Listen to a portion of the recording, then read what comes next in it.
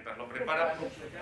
Bueno, con la profesora Sánchez Ferreira decimos que hemos realizado una labor para aterrizar en una perspectiva constitucional la fundamentalidad del derecho a la transparencia, la doble cuestión respecto de ese derecho y deber de transparencia, era precisamente desde la perspectiva del deber, desde la perspectiva del administrador, de la administración. Vamos a enfocar también la problemática para llevar a cabo esta normativa. Ya decimos que hay una ley de 2015 que abordaba la cuestión de la participación y la transparencia conjuntamente. Esta ley de 2015 pervive en el ámbito relativo a la participación ciudadana. El título quinto permanece sin derogación, de manera que se derogan de los artículos 2 al 6 del título preliminar y los títulos del 1 al 4 que abordaban la cuestión de la transparencia, de manera que se da un pasito más con esta ley de 2022 relativa precisamente a la transparencia y al buen gobierno, que es uno de los principios fundamentales de la labor de la administración valenciana. Ya la tenemos ahí. Pues bueno, Andrés Gomis es director general de Transparencia de la Generalitat Valenciana. Está trabajando de manera muy eficaz para profundizar en todas las cuestiones de derecho de acceso. Antes había alguna cuestión que ya le adelanto sobre ese cambio del criterio del silencio que comentaba antes un asistente. Si luego puedes hacer un inciso, ya lo tenías pensado, pues perfecto. Y sin robarte más tiempo, agradecemos por supuesto a Andrés la presencia, le doy paso. La cuestión a tratar va a ser obviamente desde la perspectiva de la administración esta nueva ley de transparencia y buen gobierno. Adelante Andrés, cuando quieras. Muchísimas gracias.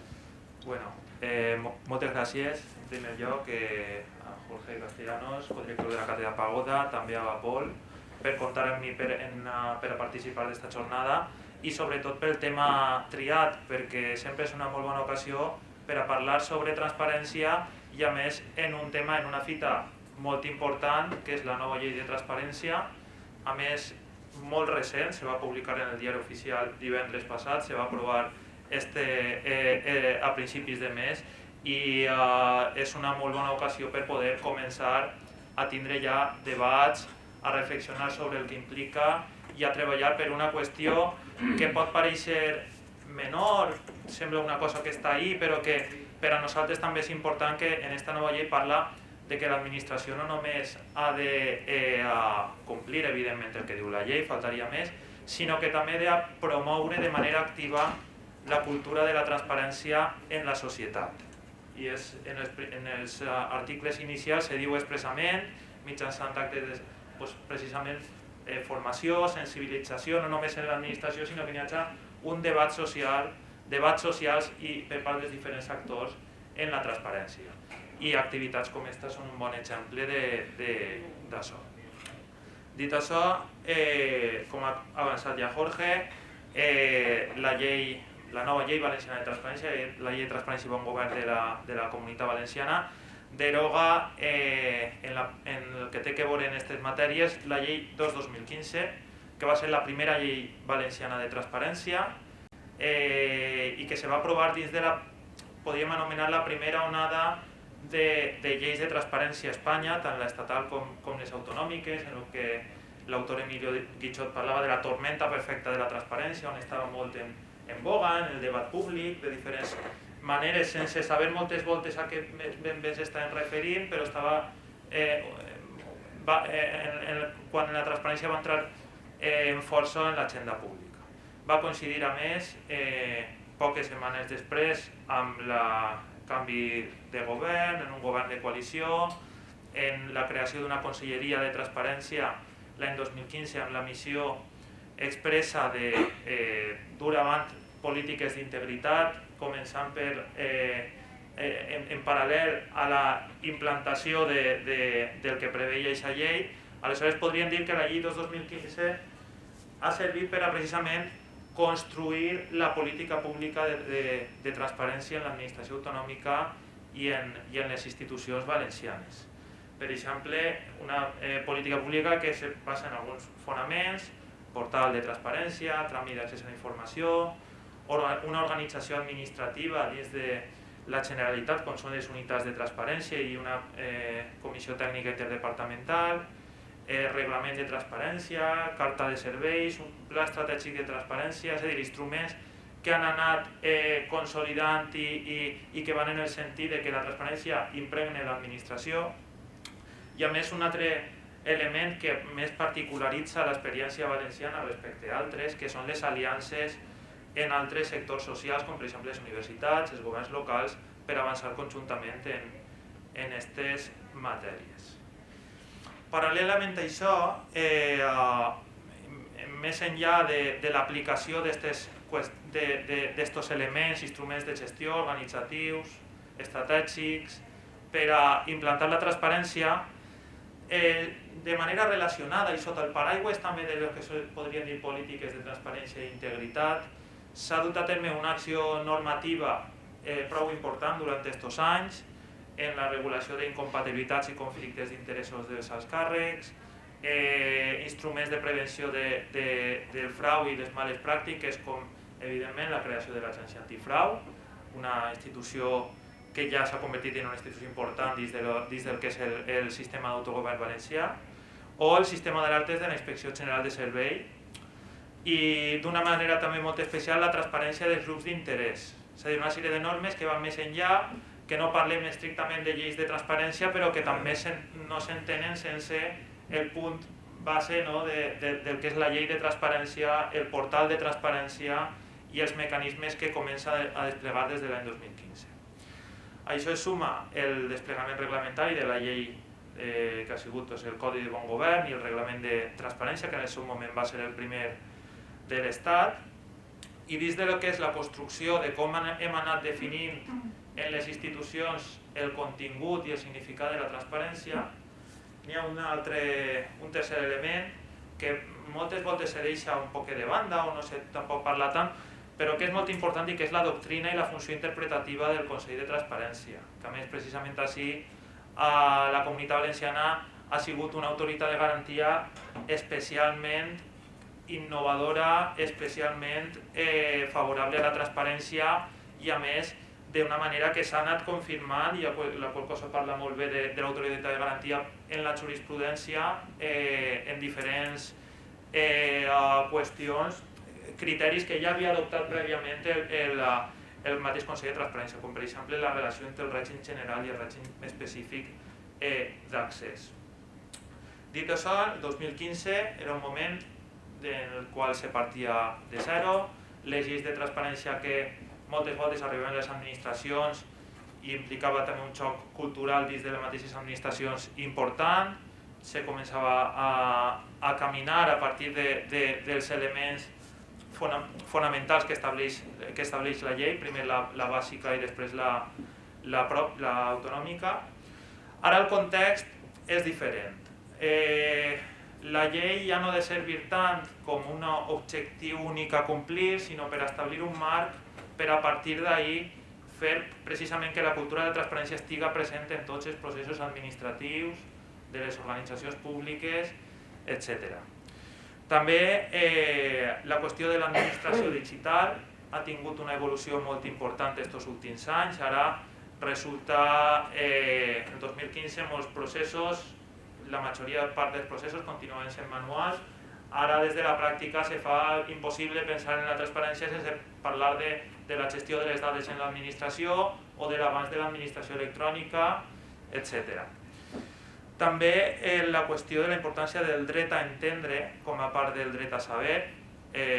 Ja no és suficient en publicar la informació que diu la llei que has de publicar i tindre-ho en el portal de transparència i que si se fa algun rànquing i sí que ho has publicat, sinó que això no té sentit si finalment aquesta informació la ciutadania no ho pot entendre.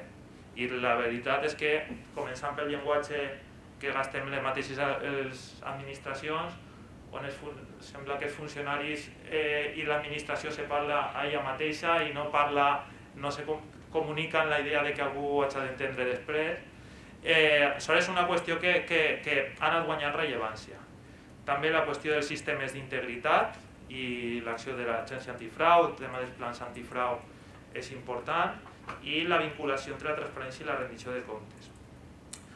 Tot això, tota aquesta evolució, totes aquestes qüestions que sobre l'experiència, sobre l'evolució de les administracions, sobre l'evolució social, ha anat evolucionant i ha anat guanyant rellevància, se plasma en en esta nova norma, en el que evidentment l'objectiu ja no és desplegar des de zero una política pública de transparència i garantir el dret a saber de la ciutadania i ja està, sinó que arreplega tota esta experiència d'esta acció normativa posterior i les capacitats pròpies que s'han anat generant mitjançant esta trajectòria.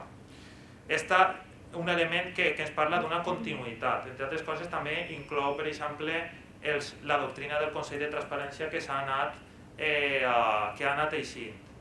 També, això és una part de continuïtat, i una altra de novetat o d'evolució, que és que serveix per a plasmar un marc integrador de lo que entenem que és la visió de bon govern en la Generalitat, que és en gran part la transparència, perquè a més la qüestió de que quan parlem de transparència regulem no només l'obligació per a l'administració sinó també un dret i la manera en com s'exerceix, però també qüestions de planificació i avaluació, integritat, dades obertes, elements del que entenem que ha de ser un bon govern. I finalment també suposa una renovació del compromís amb la regeneració institucional i política, marcant una agenda de futur. És una norma que tardarà en desplegar-se totalment, perquè inclou moltes coses diferents, des d'obligacions que sí que entraran en vigor en pocs dies, fins a qüestions que requeriran fer un pla de govern de legislatura i que suposen un canvi cultural més rellevant i aleshores marquen també una agenda de futur. El contingut de la llei de transparència inclou 4 grans blocs temàtics, transparència de l'activitat pública, obertura a l'utilització de dades, tot i que també està molt relacionat amb la transparència, bon govern i integritat institucional i planificació i avaluació per a la rendició de comptes. Repassaré un poc per damunt les principals novetats en estos àmbits, també atenent a aquesta idea de com s'han anat incorporant el major coneixement institucional sobre aquestes qüestions. Per exemple, en els nous principis, que han de ser rellevants per a tota la interpretació de la llei i de l'aplicació. S'han plasmat com a nous principis qüestions com la bona regulació, la integritat, la idea de màxima transparència, de transparència per disseny, que és un concepte molt important i en el que s'insisteix molt, perquè és al final la manera en què la transparència és més sostenible, és més fiable, és més real per a la ciutadania, o la comprensibilitat, en relació amb el que comentàvem del dret a saber i d'expressar-se de manera que qualsevol ciutadà ho pugui entendre. En l'àmbit d'aplicació s'ha inclòs evidentment l'agència antifrau, que no existia directament l'any 2015, les federacions esportives que no estaven. Respecte a les entitats privades sí que s'ha simplificat el règim d'obligacions en 2 grans grups d'obligacions. D'una banda, publicitat activa, que han de publicar la seva informació, la que estableix la normativa bàsica, i d'altra banda,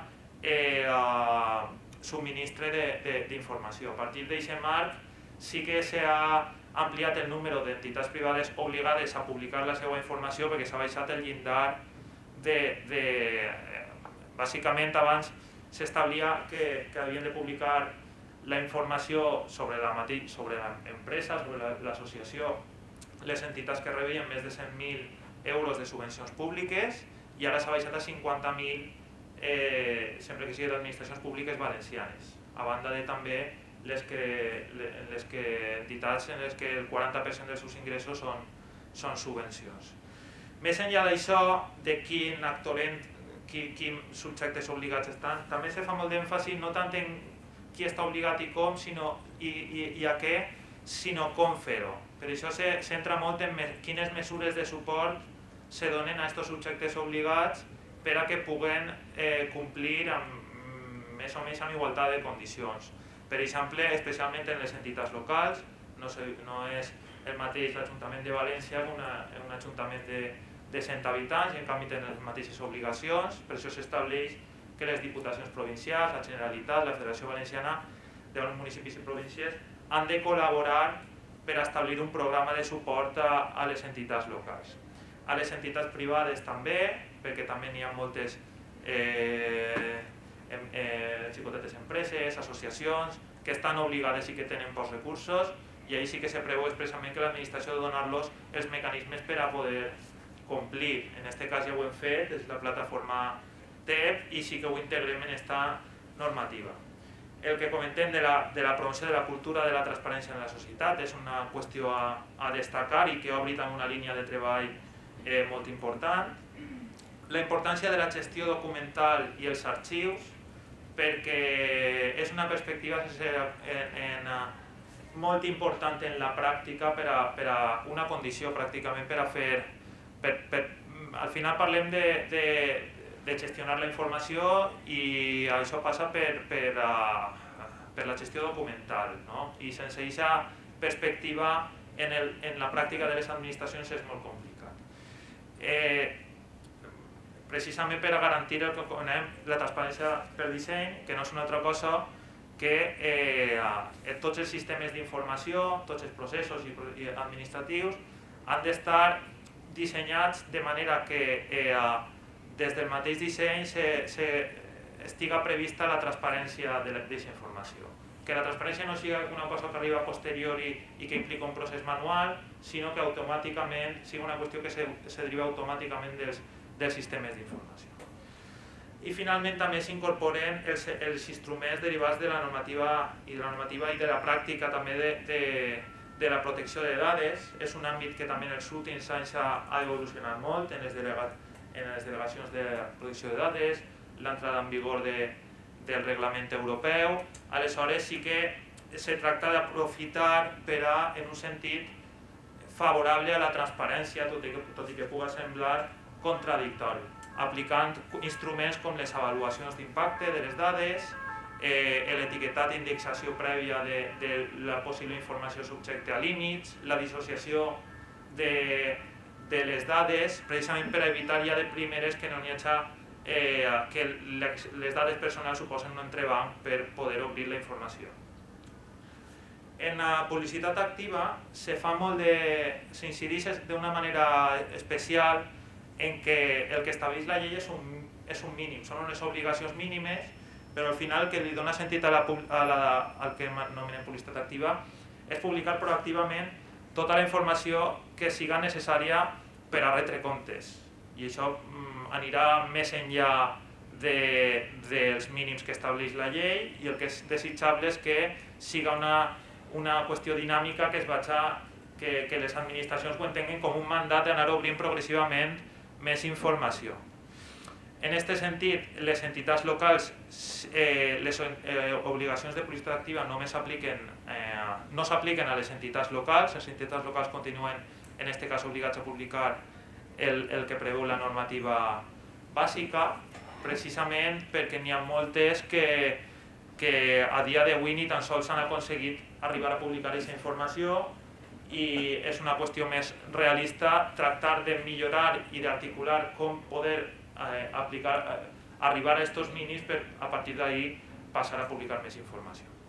I com he comentat, sí que se preveu criteris generals de publicació de la informació, que és transversal, no una informació concreta, sinó de manera general, que s'ha de tractar d'oferir la informació amb cercadors, amb visualitzacions gràfiques, amb versions de lectura fàcil, per exemple, indicar sempre l'actualització dels fons, sèries històriques,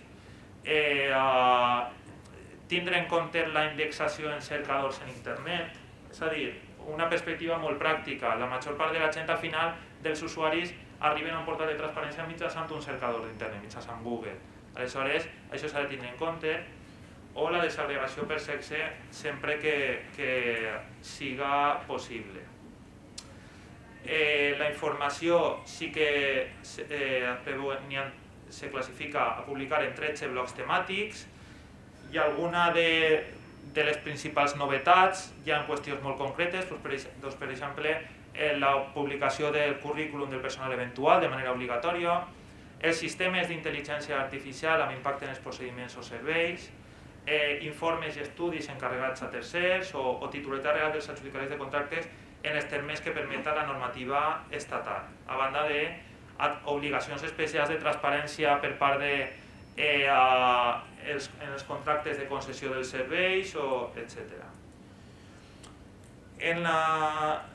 Això respecte a la publicació, el que s'anomena publicitat activa, respecte al dret a saber o el dret a l'accés a la informació, com a dret,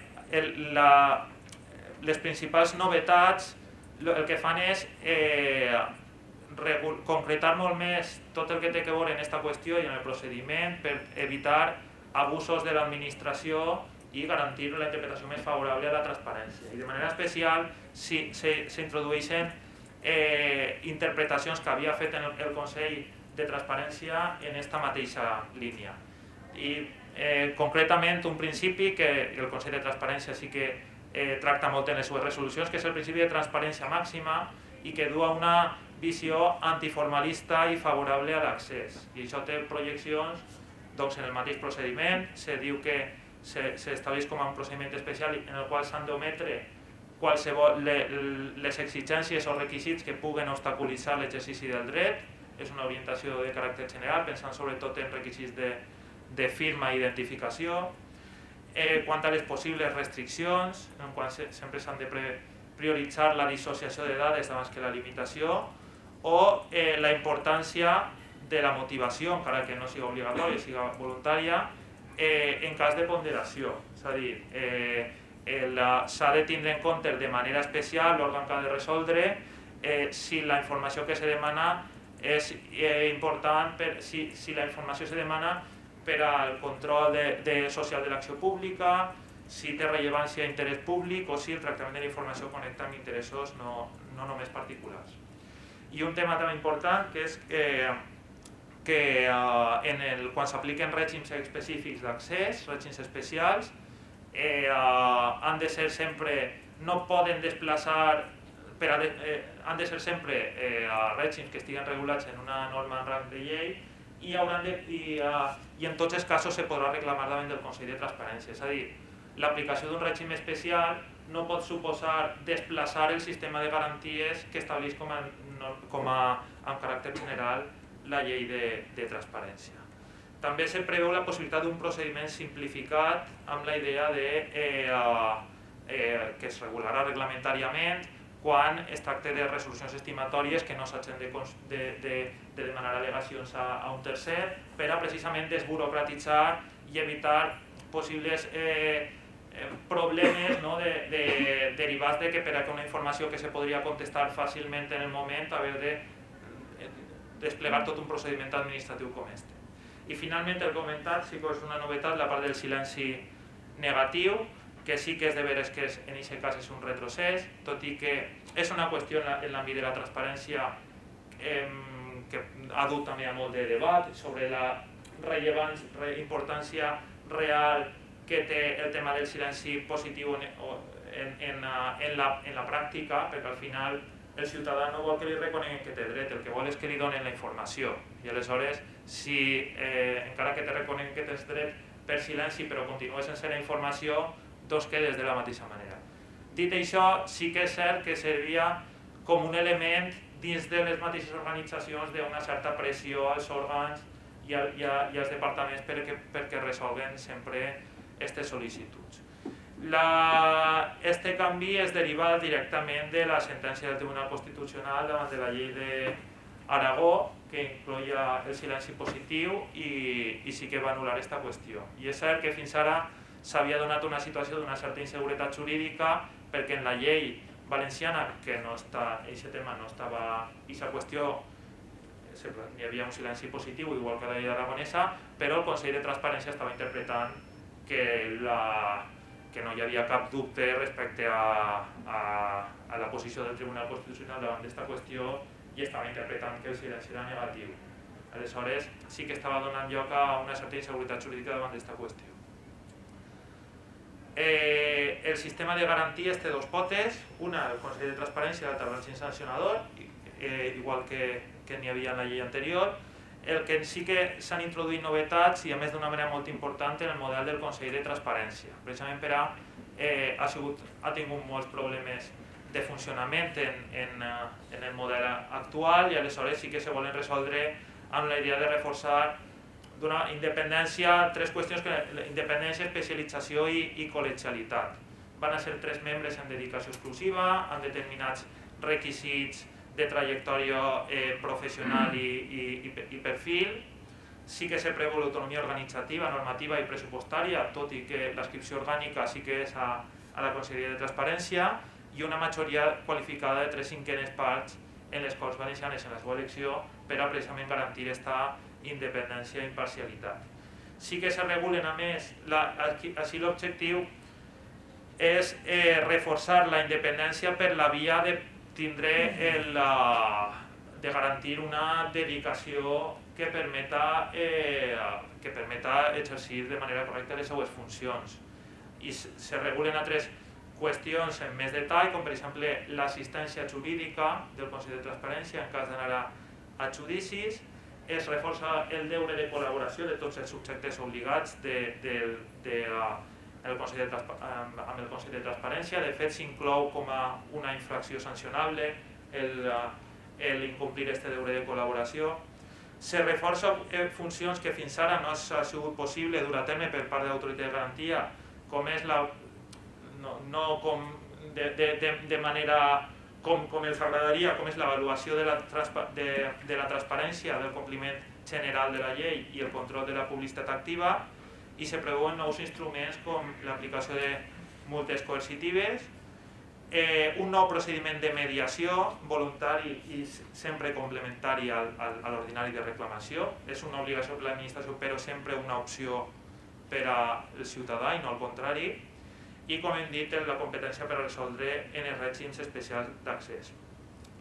També se reforça el paper del Consell de Transparència dins dels expedients sancionadors. Concretament, qualsevol expedient sancionador que se duga a terme ha de comptar amb un informe preceptiu durant la instrucció del Consell de Transparència. A banda de que quan el Consell de Transparència insta que s'inici un expedient sancionador, l'òrgan està obligat a fer-ho, com ja estava en la normativa anterior. S'inclou un capítol específic en un àmbit que dins de l'administració és important i que té que veure no tant en com ho fem per a complir tot això. I és precisament, la transparència implica un canvi de cultura, a més un canvi de cultura que jo soc el director general de Transparència, tenim el nostre equip, però nosaltres no som els que apliquem la transparència. La transparència l'ha d'aplicar tot el conjunt de l'administració. I el que nosaltres fem és tractar d'impulsar, convèncer, acompanyar, coordinar tot el conjunt de l'administració, i a més, per exemple, una administració autonòmica, la Generalitat, amb el que això suposa, per a que caminen tots en aquest sentit, si no, no complim el nostre objectiu. Aleshores, calen mecanismes de transversalitat i mecanismes per a tirar avant aquest canvi de cultura. Ahir se porten a la llei i se li dona una major rellevància al paper de el que anomenem unitats de transparència dins de cada departament i comissions en cada departament. Se crea una comissió interdepartamental de caràcter polític d'alt nivell per a precisament reforçar aquest compromís del conjunt de la institució, i s'atribueixen responsabilitats a tots els òrgans i unitats de l'administració precisament de col·laborar en tot moment amb la unitat de transparència, seguir les seues directrius i contribuir a complir el que preveu la llei. A banda d'un instrument de planificació estratègica i seguiment com és un pla estratègic de transparència. I aquest seria un poc el bloc de transparència, que és el més llarg i evidentment el més detallat, i també sap que és l'àmbit on el que més coneixement i més capacitats s'han anat adquirint durant aquests anys. Junt amb això s'ha reforçat tota la qüestió que és l'obertura i reutilització de dades, el que anomenem dades obertes, la publicació de dades en brut perquè es pugui generar valor a partir d'elles. Així la lògica no és tant publicar un mínim d'informació com a objectiu, sinó al contrari, progressivament anar publicant les dades que se generen en l'activitat de l'administració, a no ser que hi hagi un límit que ho evite. Així, ja anant a qüestions més concretes, És important que s'estableix expressament que qualsevol desenvolupament informàtic que es faci en l'administració ha de preveure l'extracció de dades en format obert. També se preveu que s'hauran d'incloure clàusules open data en la contractació pública, en els contractes que faci l'administració. S'estableixen elements de criteris de qualitat de les dades i la prioritat per l'obertura de conjunts de dades que s'anomenen d'alt valor.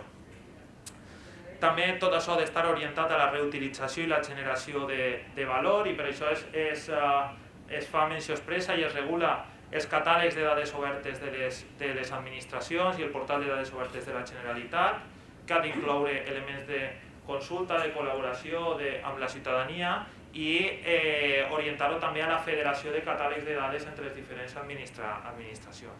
I finalment, la referència a com fer tot això mitjançant una estratègia valenciana de dades obertes i en la menció expressa també d'un mandat de crear un Consell Assessor de Reutilització com a òrgan de col·laboració amb la comunitat reutilitzadora.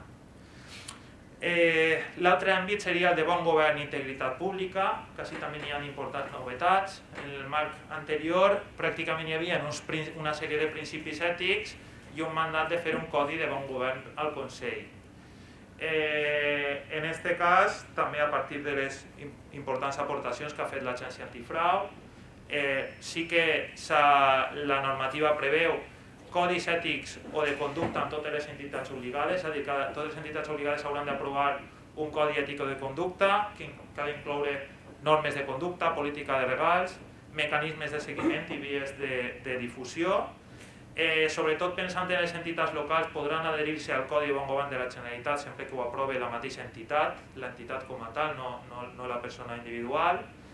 També s'inclou principis ètics i regles de conducta en la contractació pública i les subvencions i el foment de plans de prevenció de riscos per a la integritat. Una qüestió que ha entrat en el dia a dia de les institucions arran de la gestió dels fons de recuperació com un requisit europeu, així ja se planteja de manera general.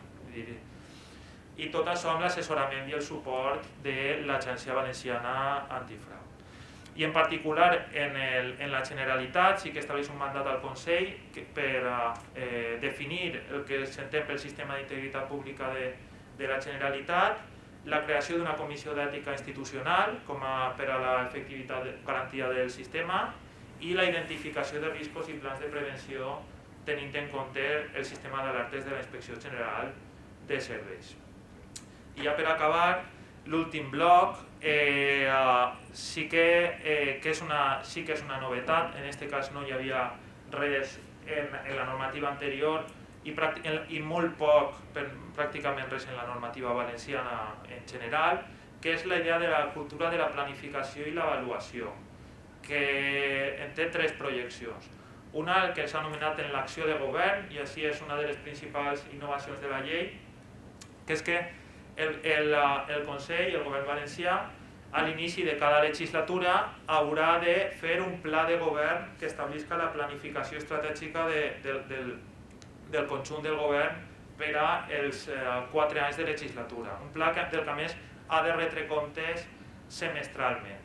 Això sí que és un salt qualitatiu que tindrà un impacte molt important en aquest canvi de cultura i en la vinculació entre la planificació i la transparència, de manera que se plasmi en una rendició de comptes del que fa l'administració. Això té una diferència respecte als plans estratègics sectorials, que implica un compromís polític molt major d'un govern respecte a la ciutadania, és a dir, té un caràcter polític, però també ho diferencia dels instruments més tradicionals, com per exemple discurs d'investidura, acords de govern, qüestions com aquestes, que és que sí que implicarà o subllau una certa metodologia de planificació estratègica basada en objectius i indicadors.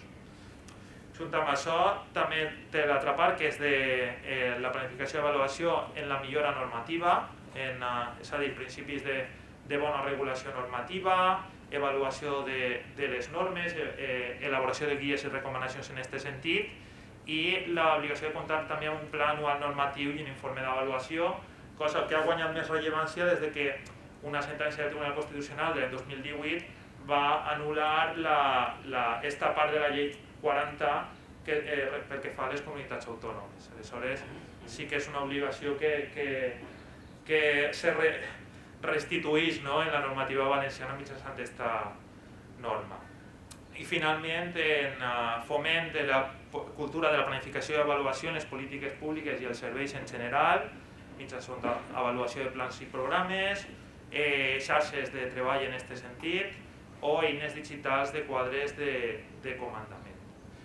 I això seria un poc el contingut, les novetats més destacables en cadascun dels blocs i també, a més, en una primera foto, no?, tenint en compte que és una llei acabada d'aprovar i que tindrà un desplegament llarg i una aplicació també que allarga, més en pocs dies entrarà en vigor gran part de la llei, però per exemple la publicitat activa entra en vigor als 12 mesos en la idea d'anar posant-se al dia en tot aquest temps, la part del pla de govern a l'inici de cada legislatura. Vull dir, és una qüestió que durant el temps anirà explotant, no?, tot el que preveu esta norma. Sí que, tornar un poc a les reflexions inicials, és la primera llei de segona generació, llei de transparència de segona generació a Espanya. Sí que està anunciada la reforma de la llei estatal, però sí que en aquest sentit sí que segurament serà una referència respecte a totes les que puguem vindre després.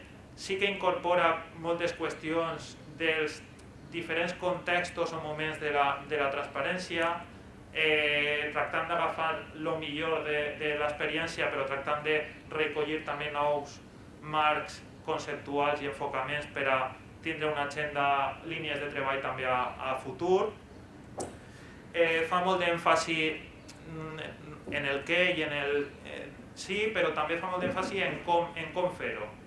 Com establir un marc per a partir d'ahir en les administracions tindre una política de transparència on se vagi millorant de manera contínua. I ahir se proven instruments per al canvi en aquest sentit. N'hi ha una major vinculació entre la transparència i la transformació digital i la cultura de les dades. També, com hem comentat, de manera prou transversal en la norma, la importància no només del dret a entendre, de que no es quedem només en publicar i ja està, sinó que fer que això arribi a la ciutadania i que la ciutadania ho pugui entendre.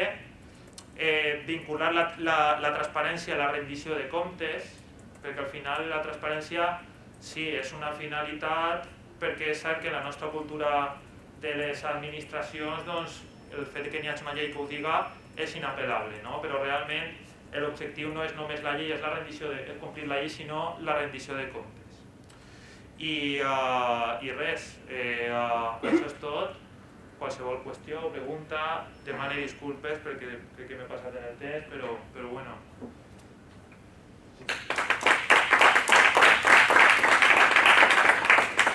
Muchísimas gracias, Andrés. Bueno, comentábamos antes que, claro, el planteamiento del seminario hace ya tiempo era abordar la reforma y ha dado la casualidad que se publicó el viernes, con lo cual creo que está desde el tiempo es hasta muy positivo para el Congreso, porque pocas veces se tiene la oportunidad de comentar una ley recién publicada con el origen y con poder comentar y debatir precisamente del origen de la propia normativa.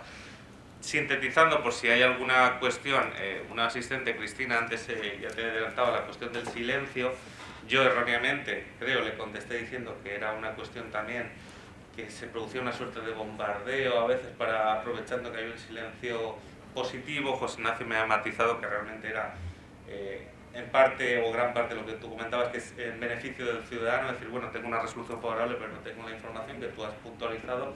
Si quieres extenderte sobre esa cuestión y corregirme a mí sobre todo porque he dado una mala respuesta también. Y yo puntualizarte un par de cuestiones simplemente por debatir y comentar. En el estudio y preparación del seminario yo quería abordar la cuestión participativa y obviamente la materia prima era la proposición previa y había un preámbulo bastante extenso que ya no aparece en la normativa. Si puedes comentarnos, o es una cuestión de, no sé si hay una cuestión puntual o si no tiene más recorrido, pues nos lo puedes comentar perfecto. Y luego respecto de este plan, claro, has dicho que era, yo interpreto que es una suerte de obligación ya para la siguiente legislatura, pero formalizada, es decir, ya se estaba haciendo, ¿no? O sea, en la propia Consellería había un plan de decir, vamos a hacer esto y esto y esto. Yo creo que también por ser la Consellería de Participación y Transparencia, como una obligación autoimpuesta, yo creo que ahora tiene un carácter normativo, o sea, lo que me corrijas. No sé si era una actuación que ya era como un propósito propio y que ahora se estandariza. Pienso, si no, pues por supuesto. Y si una cuestión era cuando comente Andrés, a continuación ya, ¿te parece? ¿O te das en todas las preguntas mejor? No, sí, millor conteste. Vale, perfecte. A veure, respecte al silenci administratiu, a veure, és una qüestió que des del punt de vista doctrinal sí que n'hi ha diferents ahir, des del minut zero sí. Va tindre lloc a diferents opinions, totes molt autoritzades i molt ben... Precisament en la idea de la diferència entre el que és la teoria i l'aplicació del silenci positiu a una qüestió com la transparència, perquè evidentment on s'estableix, en les normes en què se va establir el silenci positiu inclou una reserva, perquè evidentment si n'hi ha un possible límit, el límit està per a protegir altres drets, pel fet de que no hagi resolt l'administració i tu tindre per silenci accés a la informació no lleva que si s'aplica un altre dret, doncs en aquest cas no s'aplicava. Aleshores, és de veres que en la pràctica, si l'objectiu al final no és tant quedar-se en vale, tinc el dret reconegut, sinó que vull la informació, sí que és cert que perdia un poc de virtualitat. I això és de veres que se va apuntar ja des del principi. Dit això, sí que tenia un impacte precisament ni que siga per a dissuasori perquè l'administració resolgui amb més agilitat, perquè el fet de que ja haver-te de situar en que la llei diu que té dret a la informació, a no ser que s'aplica algun límit, algun altre dret en rang legal, aleshores ja... Dit això, el motiu del canvi, que a més va ser en el moment en què s'estava ja tramitant l'original projecte de llei de govern obert, va ser precisament la sentència del Tribunal Constitucional. Jo crec que, tot i aquests problemes o qüestions a plantejar sobre l'efectivitat pràctica, que jo puc compartir realment, de que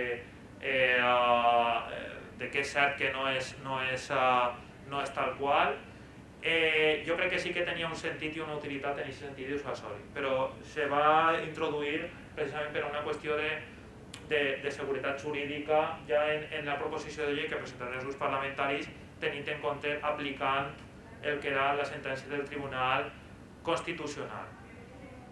Després, respecte al preàmbul... Sí, perdona. En el Congreso de Transparencia en Málaga, creo que fue en 2019, hice una pequeña presentación y justo lo que me preguntaban los compañeros de otros sitios es silencios positivos. O sea, yo lo interpreté siempre como algo pionero, como algo valiente en ese sentido. Y claro, la sentencia del Constitucional, o yo creo que a veces la aplicación práctica, lo que tú dices, podemos estar más o menos de acuerdo, pero ha conducido a dar un pasito atrás, aunque yo creo que era muy positivo, valga la redundancia, decir, vamos a contestar, tenemos ese apremio a tener que contestar la información, porque si no, la tenemos que conceder. Claro, luego la aplicación práctica, pues como todo en la vida. Sí, i sobretot el fet que l'autoritat de garantia ja havia interpretat automàticament el que, ja anem a veure, si el Tribunal Constitucional diu això, encara que no ens agrada, interpretem això. Aleshores, a nosaltres sí que ens ha generat la disjuntiva de que ajuntaments, funcionaris ens pregunten i nosaltres haver de dir la llei que no està anul·lada, perquè la sentència es refereix a la llei aragonesa, preveu el silenci positiu, però és cert que l'autoritat de garantia està interpretant que el silenci és negatiu per l'aplicació d'aquesta sentència. Clar, explicar això dona lloc a una certa inseguretat. Sí, respecte a l'altra qüestió, la qüestió del preàmbul, bé, és un tema que per no allargar-me molt no havia entrat molt en la presentació. La qüestió és el contingut de transparència i bon govern, la major part del contingut, de fet, especialment en transparència, però també en la resta, estava en el projecte de llei de govern obert que durant la passada legislatura va tramitar la Conselleria de Transparència i que se va completar a més tota la tramitació fins a arribar no va arribar a les Corts perquè ja se convocaran les eleccions, però sí que va tenir tota la tramitació en tots els seus informes. En la nova legislatura, precisament quan ja s'havia fet tota aquesta tramitació prèvia del projecte de llei, el que es va fer és agafar el contingut de la transparència i bon govern del projecte de llei i sí que els grups parlamentaris des de les Corts van presentar una proposició de llei que incloïa aquest contingut actualitzat en algunes qüestions de novetats jurisprudencials en aquell moment i aquestes coses. I durant la tramitació, en qüestions de errors en la votació, malentesos, finalment sembla que es va derogar exactament el que és l'exposició de motius, però sense una qüestió de, evidentment, sense una voluntat política en aquest sentit, sinó per qüestions parlamentàries, no? de dinàmica parlamentària. Que en aquest cas concret sí que servia, a més en el que estava comentant en l'anterior ponència, per a contextualitzar prou moltes de les qüestions que estan en la normativa, la qual cosa sí que és cert que és una llàstima. I després, respecte al pla de govern, no és el mateix. Ara mateix una qüestió que s'està fent nosaltres en la Conselleria de Transparència sí que tenim una planificació estratègica respecte a les polítiques de transparència, dels quals sí que tenim una rendició de comptes, no? Un pla estratègic en un quadre de comandament per a la rendició de comptes. En aquest cas, i a banda el govern sí que fa el que s'anomenen seminaris de govern, no? Cada 6 mesos estableixen objectius per al semestre següent i després se va dient el compliment. En aquest cas sí que és qualitativament diferent, perquè sí que és una qüestió que implicarà una certa metodologia, perquè articular una planificació estratègica en un pla que siga de tot el conjunt de l'administració autonòmica, de tot el govern, implica impulsar que n'hi hagi un compromís important en la rendició de comptes i coordinar amb moltes unitats i amb molts departaments diferents. Això no s'ha fet mai. Sí que se va fer un intent a finals de la passada legislatura, no exactament perquè era una recapitulació a posteriori, però en aquest cas sí que es una novedad. Teníamos una pregunta por aquí y luego José Ignacio. Buenos días, gracias por tu presencia. Soy Juan Carlos Galindo, voy a intervenir en la iniciativa marginal, no soy presidente de ASODAC y como sabrás... Para que entre la grabación, lo único que le pido es si le puedes acercar, perfecto, pero sobre todo para que los que lo vean luego se entiendan la pregunta. Bueno, de cerca todavía mejor, ¿no? Sí. Bueno, ¿así se escucha bien? ¿Sí? ¿Se escucha? Sí. Bueno, soy presidente de ASODAC, intervengo ahora con la mesa redonda. Nosotros desde el año 2014 formamos parte de una asociación que luchamos contra el blanqueo de capitales y la financiación del terrorismo. Y dirás, ¿y qué haces aquí? Bueno, nos llevó a luchar contra la corrupción. El blanqueo de capitales, la gran corrupción va unida a este delito.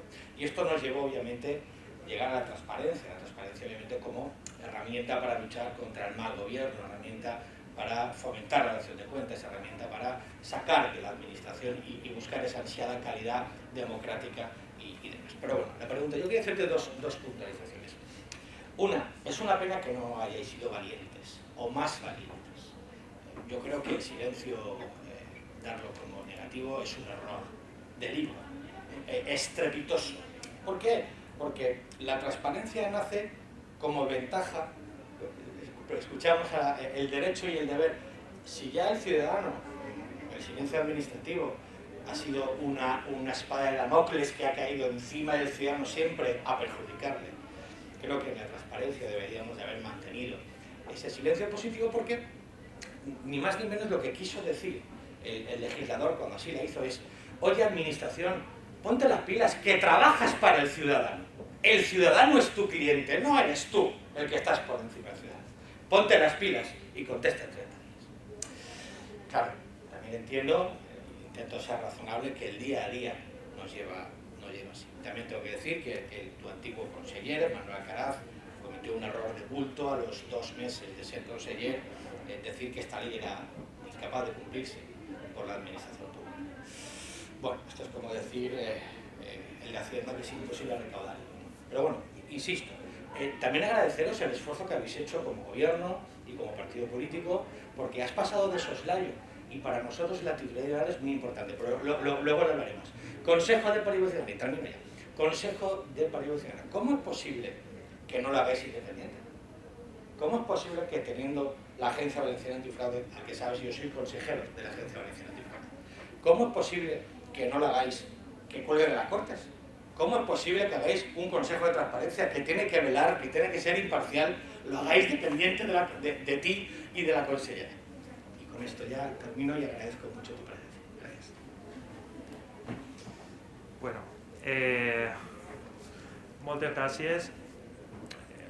Les 3 preguntes sí que són interessants. La qüestió del, tornant a la qüestió del silenci, realment la finalitat és precisament això, enviar un missatge a l'administració de que s'ha de resoldre les sol·licituds d'accés a la informació i s'ha de fer en termini. El motiu de que això desapareguerà ara ha sigut simplement per l'aplicació jurisprudencial. Tant de bo la futura llei de transparència estatal que s'està ara modificant canvi aquesta qüestió de manera que, perquè la qüestió al final, el que planteja el Tribunal Constitucional és que no poden les comunitats autònomes regular en sentit contrari a la normativa bàsica. Dit això, el que no es pot fer és desistir, vull dir, l'objectiu s'ha de persistir en que tots els òrgans de l'administració resolguen en temps. Nosaltres sí que hem treballat en aquesta línia en la manera de, mitjançant un nou sistema gestor específic on està tota l'administració, on apareixen sistemes d'alertes de que si passa el termini t'avisa, que la unitat de transparència te diu, que nosaltres els reclamem, de quan més actors estan damunt de tots els òrgans i que cadascú no funcioni a la seva manera. Sí que és de veres que els resultats que estem tenint sí que són prou bons en el sentit que sí que han permès millorar molt els terminis de resolució. Però sí, en aquest sentit hem de persistir enfortir aquests mecanismes en cadascuna de les organitzacions i també enfortir el paper del Consell de Transparència, perquè això el que té sentit és que si un ciutadà no li contesta una sol·licitud d'accés a la informació, que passe un dia de que hagi passat el termini, reclamar el Consell de Transparència i tenir una resposta ràpida i àgil que li permeta al final, parlem de complir la llei i de garantir un dret que està en les lleis. Sobre la qüestió del tema de la titularitat real, he passat per damunt perquè tenia un temps limitat i volia oferir un marc general. En aquesta qüestió sí que la voluntat és màxima de complir tot el que... Així sí que tenim algunes incerteses, jo que ho podem plantejar és així, ara mateix està la normativa que regula el registre de titularitat real s'està tramitant, va eixir a informació pública no fa molt i estarem molt pendents per veure qualsevol marge que ens permeta para cumplir el que digo esta obligación. Nosotros tenemos previsto mandaros también porque se puede con una declaración responsable, es suficiente ya, pero bueno, eso quizás más a posteriori, no solo hay que quedarse sujeto a ese registro, se puede conveniar. Nosotros en la Agencia Valenciana Antifraude tenemos conveniado con la OCP de la notaría y con el CRAP de registradores que tienen dos registros de la real. Pero es cierto que, bueno, por eso poquito con el tiempo, no me preocupa. Hem de veure com ho podem fer, però sí, la voluntat per avançar en aquest sentit és màxim. I diria més, crec que una qüestió que no està resolta a nivell espanyol i que crec que se poden fer molt més passos és l'obertura de les dades del registre mercantil, que és un poc la madre del cordero en aquestes qüestions. Al final, després, i la qüestió al final del Consell de Transparència. Els canvis que s'han introduït en el model del Consell de Transparència el que volen és sí que n'hi ha un cert consens de que el model actual no ha funcionat, ha actuat a base de voluntarisme, de voluntarisme i fent les coses tot el millor que han pogut i en unes resolucions de moltíssima qualitat, però és cert que no ha aconseguit ni els recursos ni la continuïtat institucional suficient per a complir correctament les seues funcions.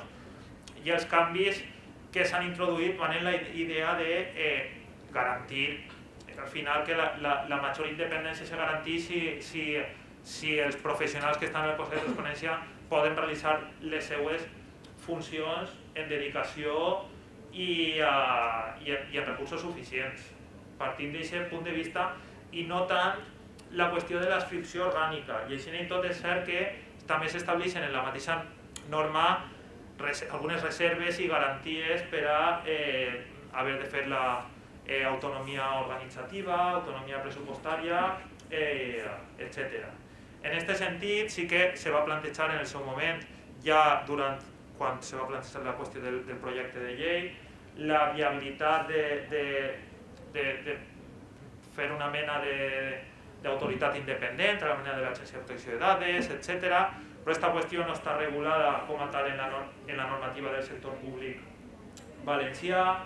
També crear una estructura pròpia implica tindre una estructura només per a mantenir la pròpia estructura i en la situació que la via més fructífera a curt termini per a millorar alguns dels problemes sempre oberts en el futur, doncs veure com se funciona i sempre poder corregir i experimentar és la que s'ha definit, que esperem ara que les Corts Valencianes trien com més pront millor els membres del Consell de Transparència i pugui ja encetar-se esta nova etapa.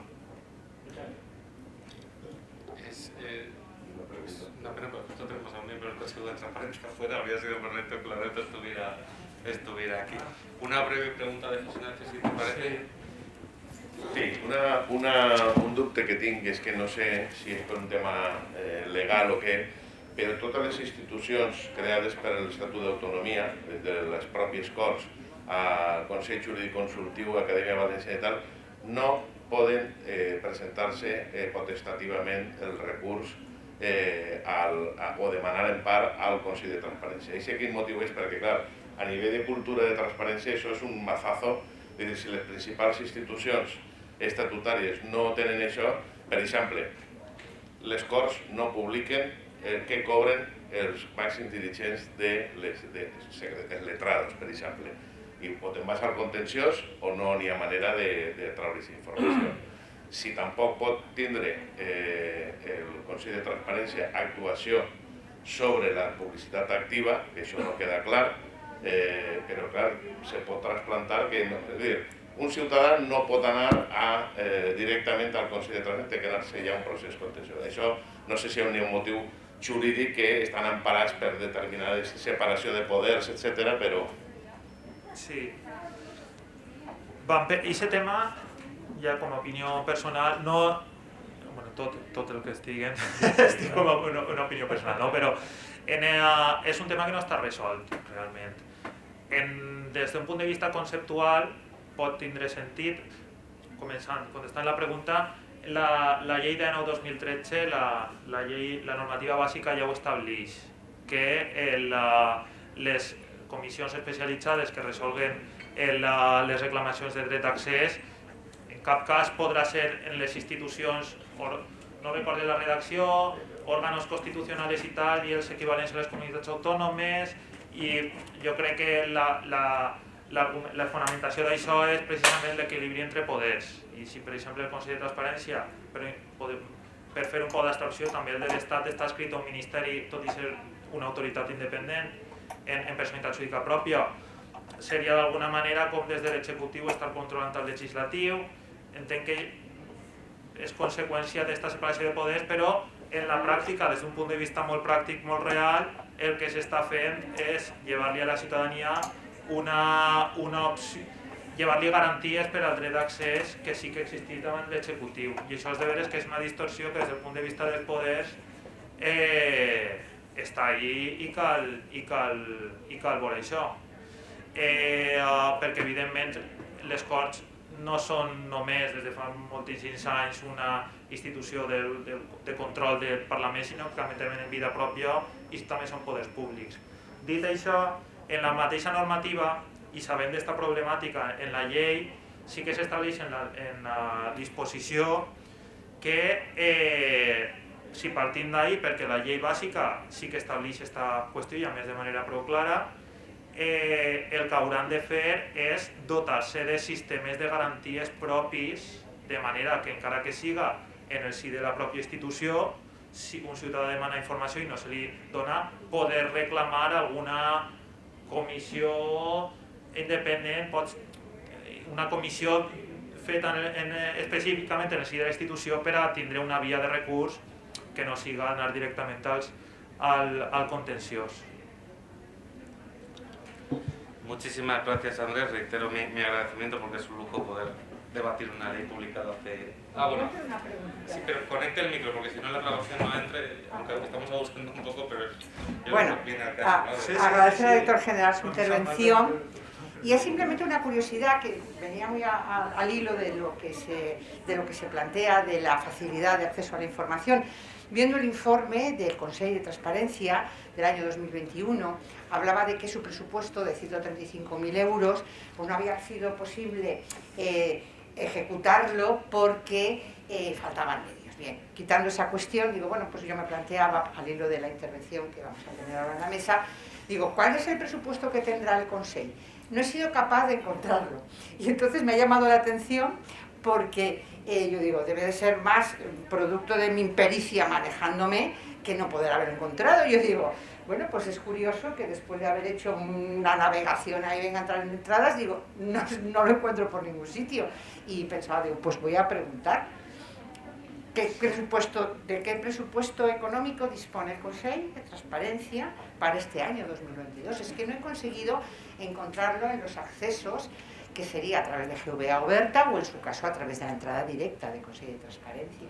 Sí, bueno, ahí está en la part de pressupost de la Generalitat. Sí que és de veres que tot el que és de la gestió econòmica, sí que precisament durant enguany s'està treballant en un nou sistema d'informació que s'anomena NEFIS, de sistema per a la gestió econòmica pressupostària, i nosaltres confiem que arran d'això se puga consultar de manera molt més accessible tota aquesta informació de manera molt més desagregada, perquè nosaltres ara tenim un visor pressupostari, però és cert que no arriba a nivell de programa, crec que no arriba específicament a la part del pressupost del Consell de Transparència.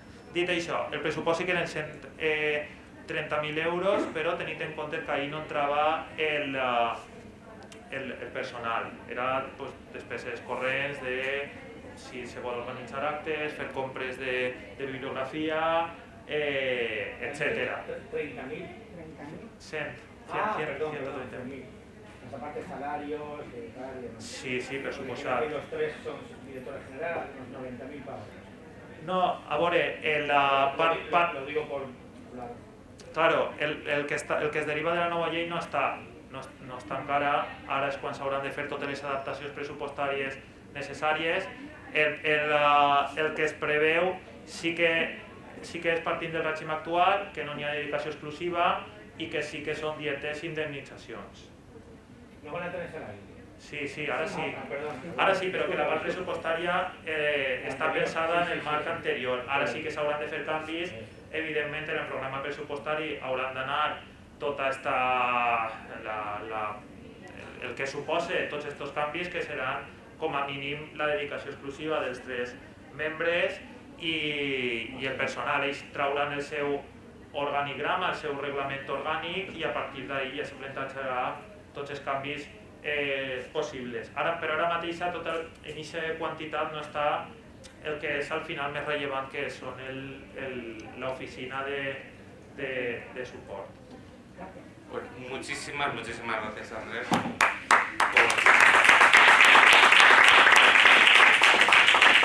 por la ponencia, por las preguntas, por las aclaraciones. Yo creo que es haciendo gala de la Consejería y la Dirección General que yo creo que, opinión personal y por todo el mundo con lo que yo he tenido oportunidad de contactar, que diriges excepcionalmente.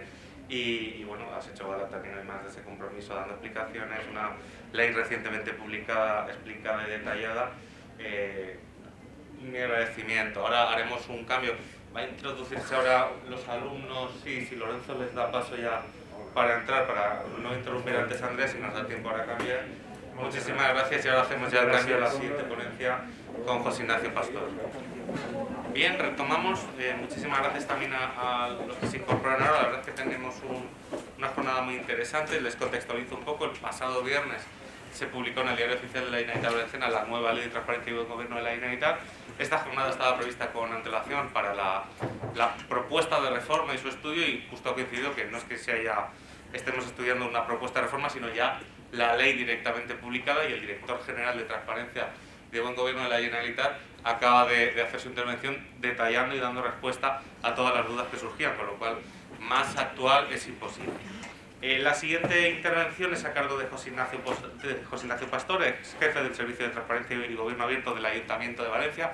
Su trayectoria y su conocimiento sobre el tema está más que acreditado, y va a dar otro enfoque también sobre esta nueva ley de transparencia.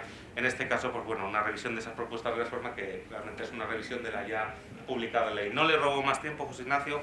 Adelante, muchísimas gracias. Molt bé. Pues hola, bon dia. Enhorabona per continuar ja en el 13 sessions de seminaris entre Abapol i la Càtedra Pagoda, i tinc que dir que he participat en molts d'aixòs seminaris perquè sempre aprenem molts junts.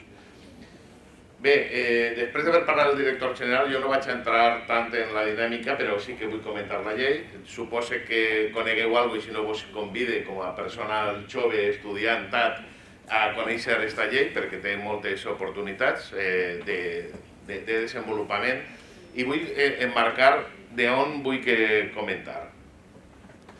A veure, Espanya ha sigut, podríem dir, l'últim país desenvolupat que ha tingut una llei de transparència, la qual és important. Això passa molt ràpidament, però és el 2013. Fins al 2013 érem l'últim país, bueno, quedaven 4 països, però si contem Malta, Luxemburg, etc., el país important que tenia aquesta llei. En aquest temps és vertiginós el que s'ha fet. També el que hem patit.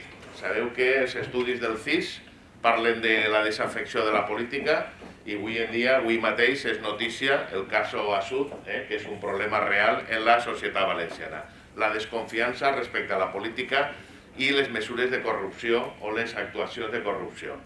Per tant, això en part, la llei de transparència i bon govern pretenia parar o situar això millor. Comunitat Valenciana el 2015 és una de les primeres lleis que se fa autonòmica, però hem corregut molt. Vull dir que el primer govern del Botànic crea una conselleria de transparència, molt discutida per altres partits, però ha tingut un efecte realment de motor de posar un munt de mesures.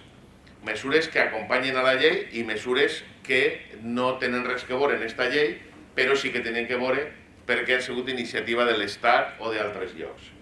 Parle, per exemple, del Codi Ètic que la Generalitat va aprovar. Parlem, per exemple, del reglament de l'organització dels lobbies i els grups d'interès, o els conflictes d'interessos també. Parlem de la llei 39 i la llei 40, que m'imagine que estareu estudiant, i si no, vos anime a que l'estudieu a tope. Parlem de la llei de contractació. Parlem de moltes altres qüestions, la llei de mediació valenciana, que tot això se veu reflexat en la llei actual. A la vegada, dir-vos que la pràctica, la posada en marxa de la llei del 2015, més la pràctica, per exemple, el reglament, que va ser molt avançat, el reglament de desenvolupament del 2015 millorava molt la pròpia llei. Això és una experiència també molt interessant, com ara vos intentaré comentar en pocs minuts algunes de les idees.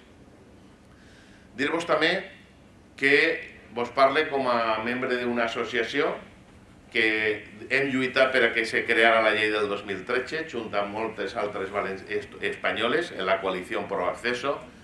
La meva associació, que és ASICOM, Associació Ciutadania i Comunicació, forma part també d'una xarxa mundial de dret a la informació, Follanet, podeu trobar, el nom dona risa però en valencià, però la podeu trobar així en internet. I a la vegada he sigut cap de servei de Transparència i Govern Obert de l'Ajuntament de València durant 6 anys.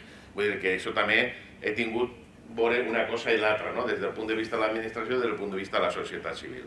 Actualment continuem treballant en la coalició Pro Accés i aquesta llei se queda curta per a moltes de les coses que volem. Però també tinc que dir que això és un continu i que és molt avançada per a moltes de les coses que hem estat defensant. Per tant, és una sensació de clar i fosc respecte a que sempre volem anar més, però si vegem el xicotet recorregut, 2013 no teníem llei, la llei de desembre del 2013, a com estem ara hem avançat moltíssim, però falta molt per fer.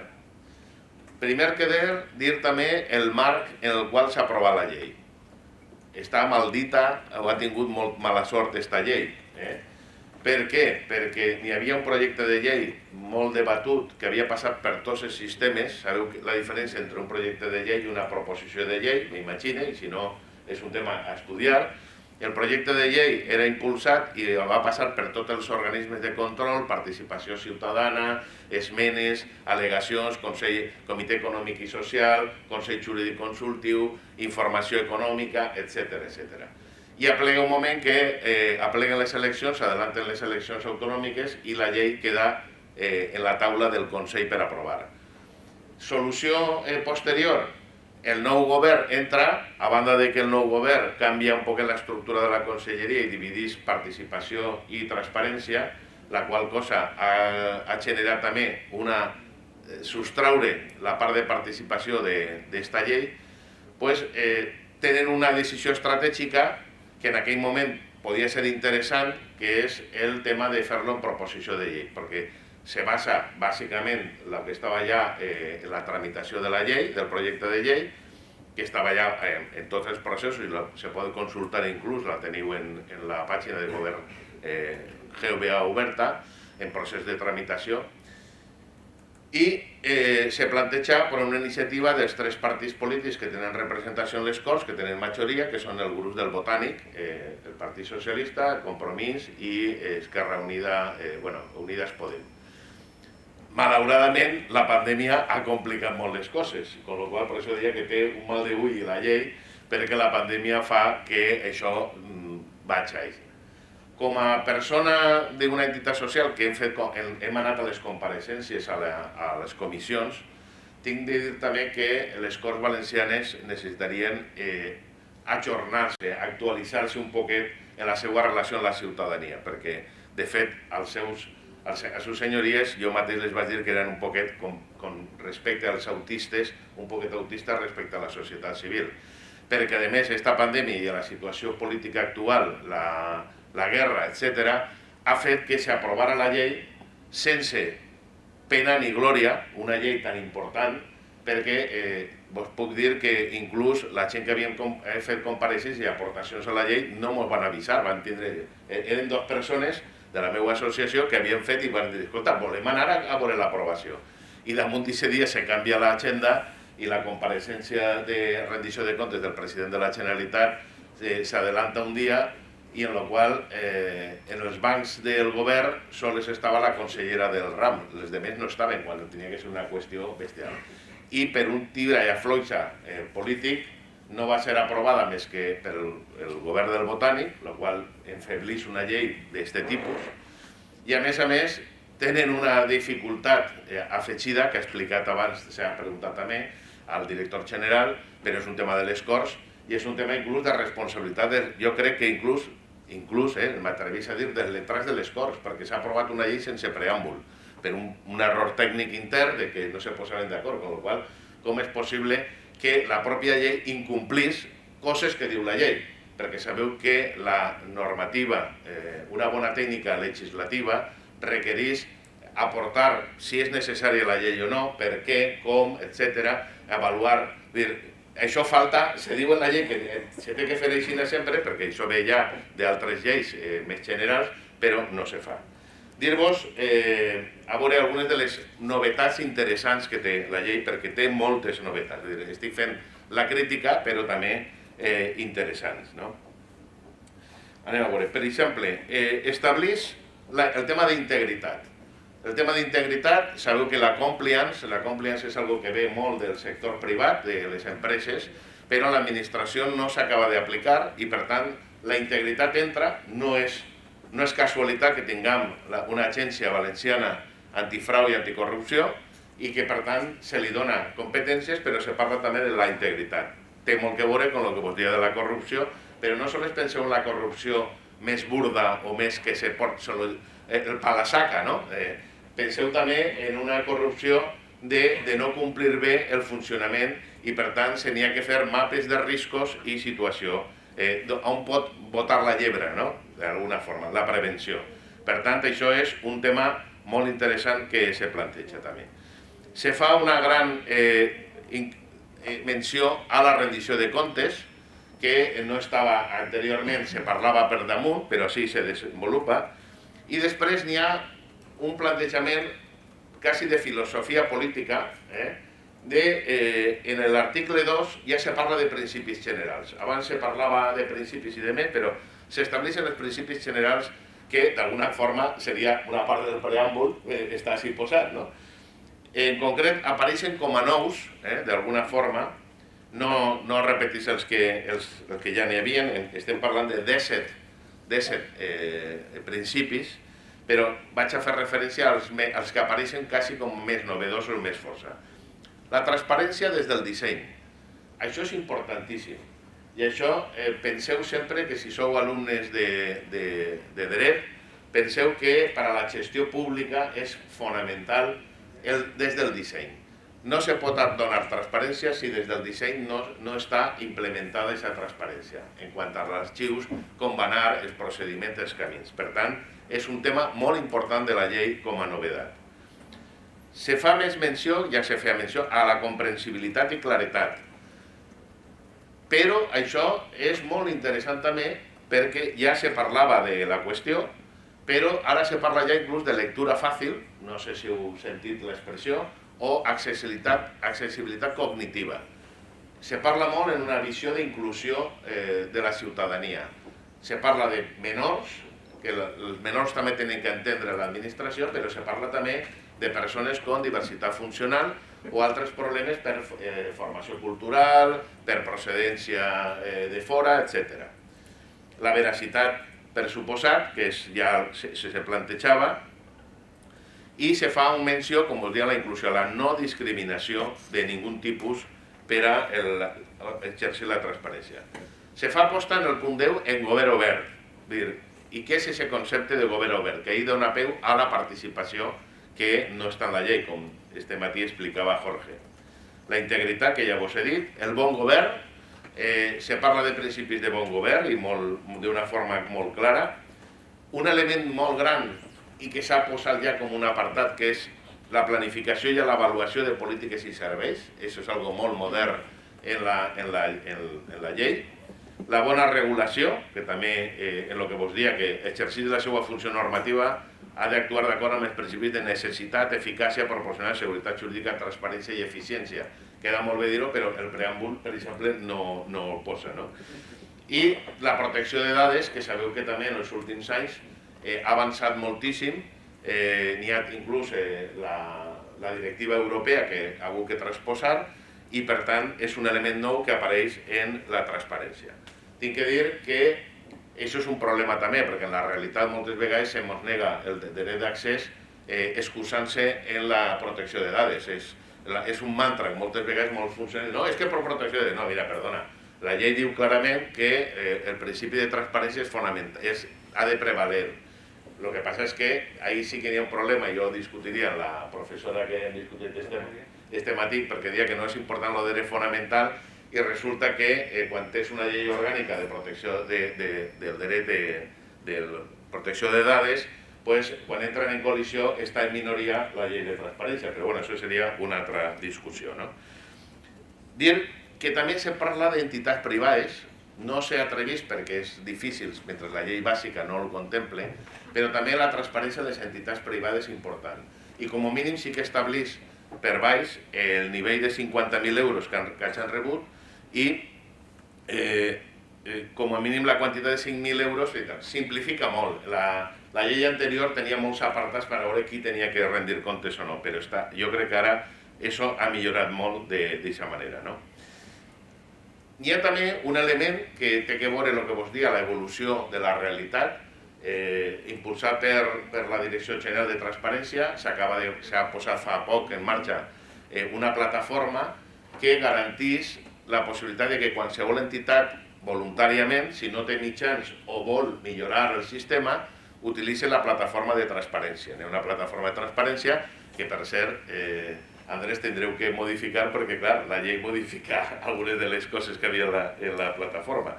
Però és una experiència molt interessant que abans n'hi havia intents. Per exemple, nosaltres des de la Junta de València vam posar en marxa un sistema que era con un acord con un equip de Barcelona que se feia el transparent, que era un sistema d'autoavaluació i demés. Però això ara té un rango important i vos tinc que dir que la gran sorpresa és que n'hi ha coses que funcionen molt bé. Tu poses des del 2015 la teua entitat amb el NIF i automàticament te descarregues totes les ajudes que has rebut i, per tant, té un valor molt interessant i lleva molta feina a les entitats. Bé, jo crec que n'hi ha algun defecte tal vegada de les esmenes de la llei, per dir alguna qüestió, perquè en l'article 5, obligació de subministrar informació, se parla així de sancions, multes i demés. No té sentit quan hi ha tot un apartat, però bueno.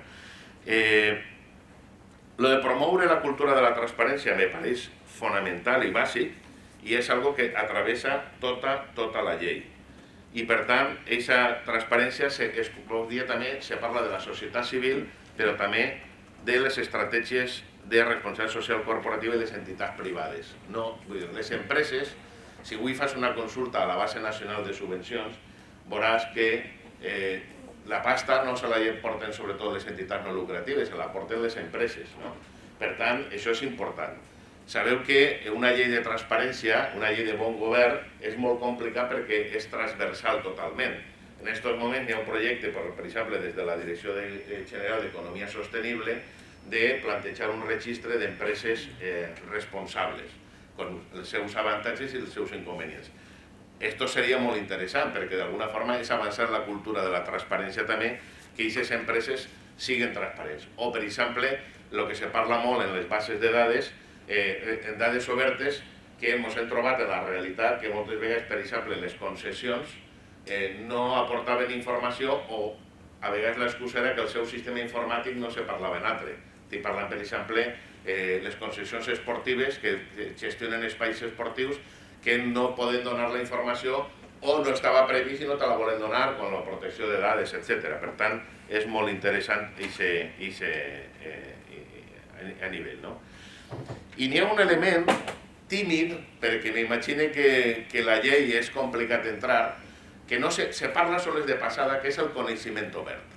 Coneixement obert que en una societat com de bon govern, de transparència, és molt important aquesta faceta. I a què me refereix? Diu, s'entén per informació pública el conjunt de documents o continguts qualsevol que sigui el seu format suport que estiguen en poder de qualsevol dels subjectes, que hagin sigut elaborats o adquirits en exercici de les seues funcions, independentment del moment en què siguin elaborats o adquirits. Així n'hi ha diverses coses. Una és els treballs fins ara, els documents previs que no estan aprovats no podien ser accessibles al dret d'accés a la informació. Per aquest punt, ara haurà de veure com se desenvolupa reglamentàriament, sabeu que des de la societat civil, inclús un pòst-it, una consulta, és important per a saber la traçabilitat, que no se parla en la llei, però sí que se parla, se deixa entendre, la traçabilitat de qualsevol decisió. Perquè moltes vegades, i torno a dir, malauradament, el cas Assut, com altres, Assut sabeu que el que vol dir és que és un desvío del caudal d'aigua perquè es vagi per a un altre lloc, això és un element important. Però l'altra qüestió important així també, que té a veure amb el coneixement obert, és que qualsevol document, estudi, la llei ho parla, que siga pagat en diners públics, ha d'estar a disposició. Inclús estableix algunes millores. Per exemple, el registre de convenis ja era obligatori, però ara se diu que el producte del conveni, almenys sucintament diu, té que estar aplicat. Jo crec que falta un pas més enllà, i així ho hem fet en les distintes aportacions que hem fet, que és inclús tot element que s'hagi subvencionat, qualsevol subvenció a empreses o a particulars o a entitats no lucratives, hauria de tindre, pot ser que, perquè deixa el peu a que el reglament pugui fer-lo, hauria de tindre un possible accés. A què estan dedicats els diners públics? Per a poder no tornar a inventar la pólvora de nou. El capítol de protecció de dades passa, no sé com estem.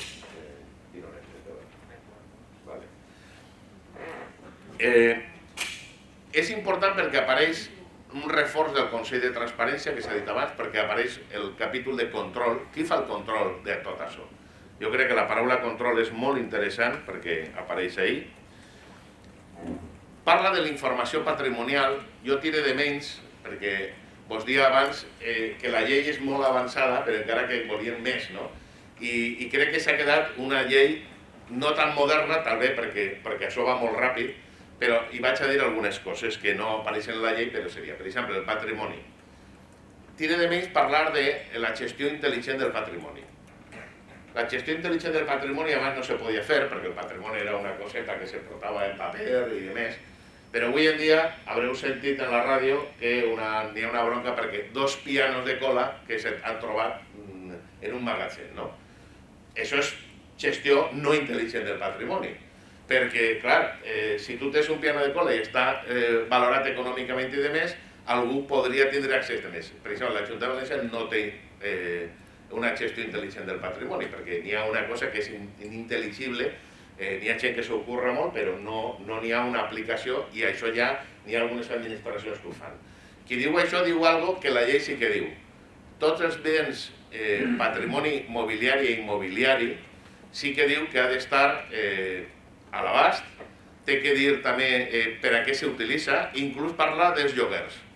No se podeu imaginar una administració quants locals té sense utilitzar, pagant lloguers que potser no fan falta i que, a més, en concret, un ajuntament gran com és el de València ara va treure 10 locals que té des de fa anys a concurs públic perquè entitats socials puguen sol·licitar-ho durant un temps. Per tant, és un element econòmic, però també d'aquesta gestió intel·ligent.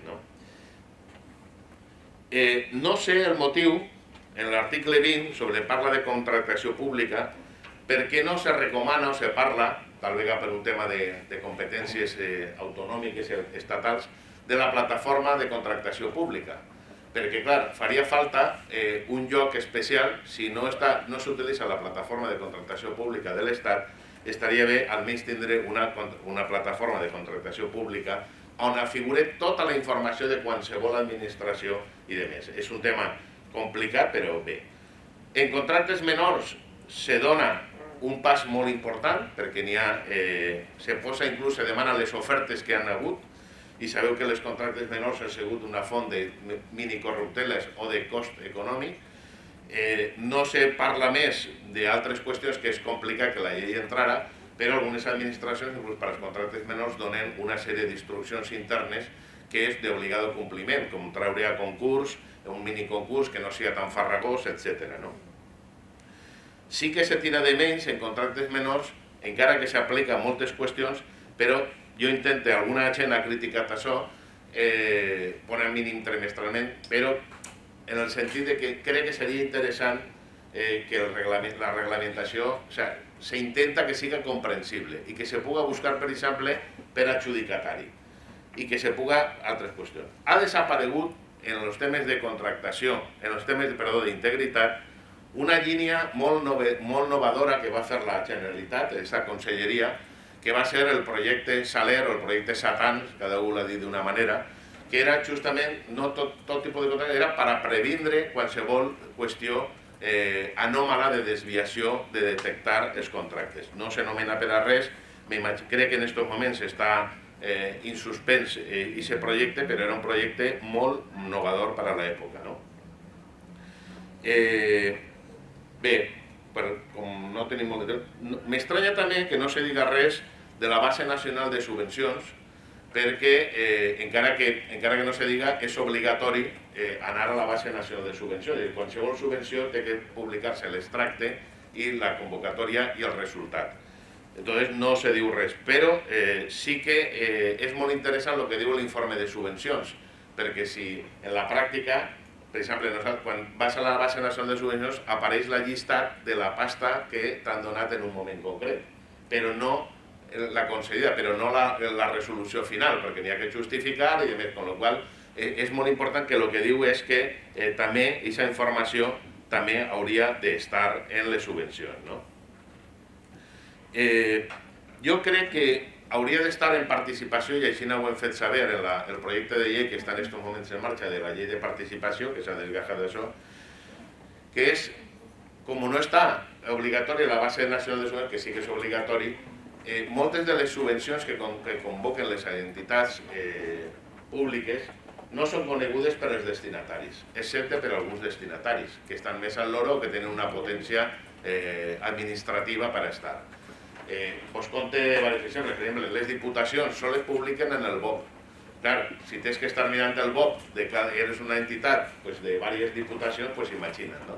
Però a més, dir-vos que inclús aquelles entitats que han rebut ajudes en altres anys no són comunicades, el qual no és un govern complicitat i obert.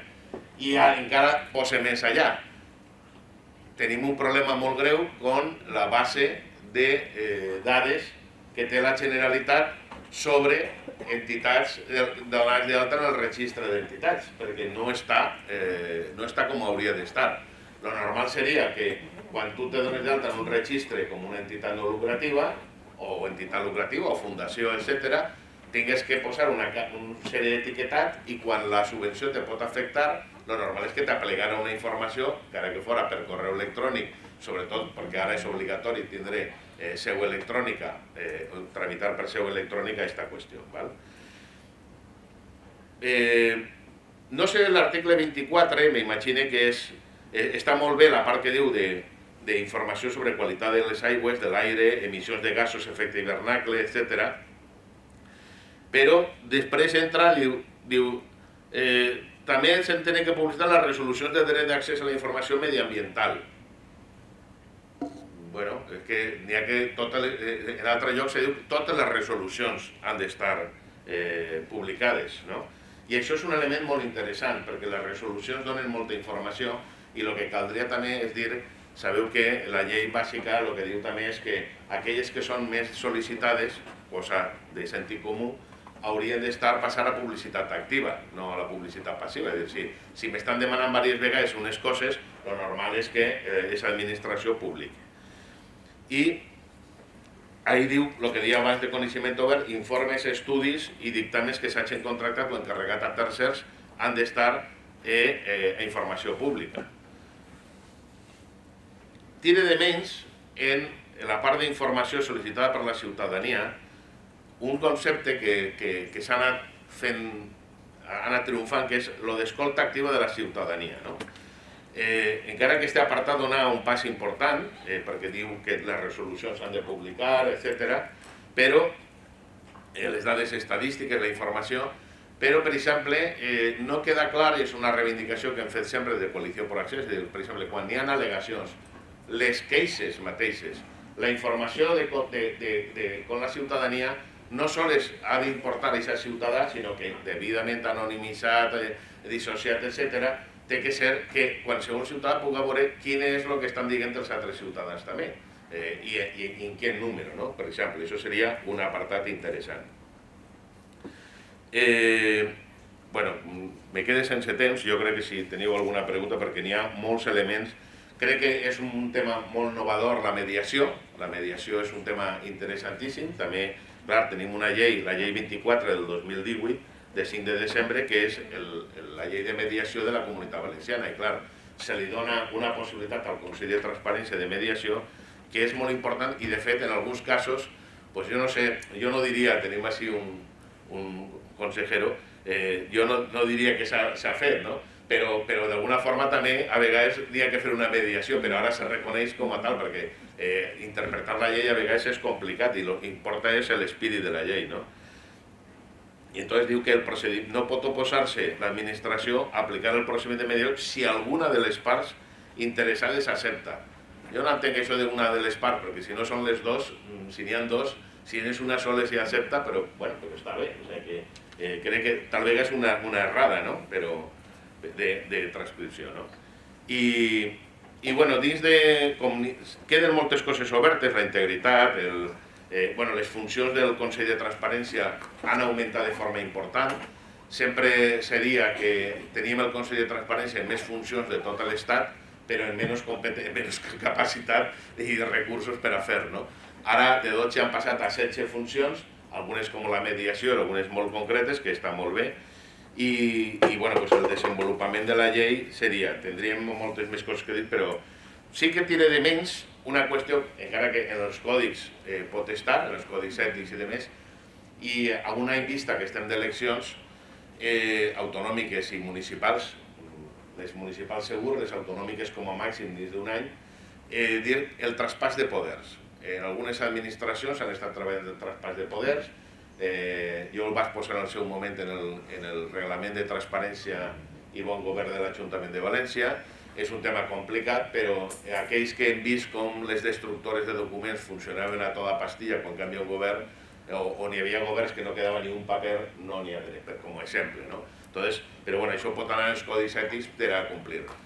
Queden algunes qüestions, perquè els codis ètics estan molt bé, per exemple, que les administracions se tinguin que adherir, no personalment, sinó l'administració, però vos tinc que dir que en l'Ajuntament de València, per exemple, tots els regidors i regidores s'han adherit, excepte dos de Vox, que han dit que no.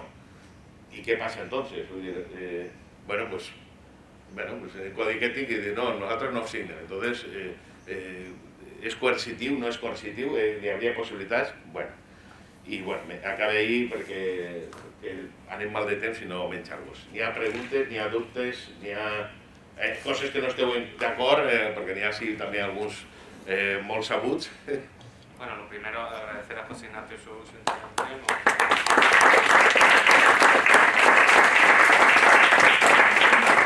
Muchísimas gracias, José Ignacio. Yo creo que hemos dado vueltas y vueltas a la ley durante toda la mañana. Si hay alguien que quisiera o no ha entendido alguna cosa y quiere puntualizar, vamos fatal de tiempo, pero obviamente si alguien quiere preguntar algo, no le vamos a dejar sin que pueda preguntarlo. Ya hemos hecho también antes con el director general que le hemos abordado con algunas cuestiones y muy amablemente nos ha ido contestando. La ley perfecta no existe, ha sido desgranando un montón de cuestiones a mejorar. Yo creo que tomarán nota también y creo que ninguna norma se escapa de la posible mejora, afortunadamente también. Y bueno, sí, podríamos ir comentando a lo mejor una cuestión más técnica sobre cada uno de los artículos. Hemos esbozado ya la parte del mundo, si me permites, asociativo también, la parte un poco académica, humildemente de lo que yo he podido aportar y ya desde la propia institucionalidad. Así que Joseca, que es el otro director, sin solución de continuidad, pasamos a la mesa de debate final.